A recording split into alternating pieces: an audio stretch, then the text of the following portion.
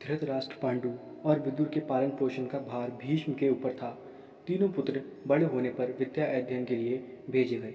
धृतराष्ट्र बल विद्या में, पांडु धनुर्विद्या में तथा विदुर धर्म और नीति में निपुण हुए। युवा होने पर धृतराष्ट्र अंधे होने के कारण राज्य के उत्तराधिकारी न बन सके। विदुर दासी पुत्र थे, इसलिए पांडु को ही हस्तिनापुर का राजा घोषित किया गया। भीष्म ने धृतराष्ट्र का विवाह गांधार की राजकुमारी गांधारी से कर दिया।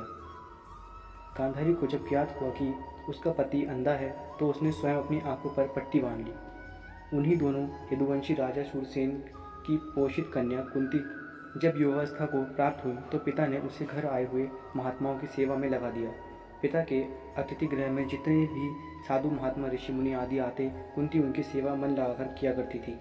एक बार वहाँ दुर्वासा ऋषि आ पहुँचे। कुंती ने उनकी भी मन लगाकर सेवा की।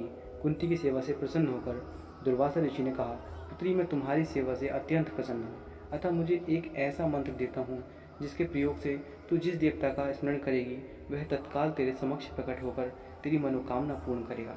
दुर्वासा ऋषि कुंती को मंत्र प्रदान कर चले गए। मंत्र की सत्यता की जांच हेतु एक दिन कुंती ने एकांत स्थान पर बैठकर उस मंत्र का जाप करते हुए सूर्यदेव का स्मरण किया। उसी क्षण सूर्यदेव वहां प्रकट हुए और बोले, देवी, मुझे बताओ कि तुम मुझसे किस वस्तु की अभिलाषा करती हो। मैं तुम्हारी अभिलाषा अवश्य पूर्ण करूंगा। इस पर कुंती ने कहा, हे देव, मुझे आपसे किसी भी प्रकार की अभिलाषा नहीं है। मैंने तो केवल मंत्र की सत्यता परखने के लिए ही उसका जाप किया है। कुंती के इन वचनों को सुनकर सूर्यदेव बोले, हे कुंती, मेरा आना व्यर्थ नहीं जा सकता। मैं तुम्हें एक अत्यंत पराक्रमी तथा दानशील पुत्र प्रदान करता हूँ। इतना कहकर सूर्यदेव अंतर ध्यान हो गए। कुंती लज्जावश यह बात किसी से नहीं कह सकी। समय आने पर उसके गर्भ से कवच कुंडल धारण किए हुए एक पुत्र उत्पन्न हुआ। कुंती ने उसे एक मंजूषा में रखकर रात्रि बेला में गंगा में बहा दिया। वह बालक बहता हुआ उस स्थान पर पहुंचा जहां पर धृतराष्ट्र का सारथी अधिरथ अपने अश्व को गंगा नदी में जल पिला रहा था।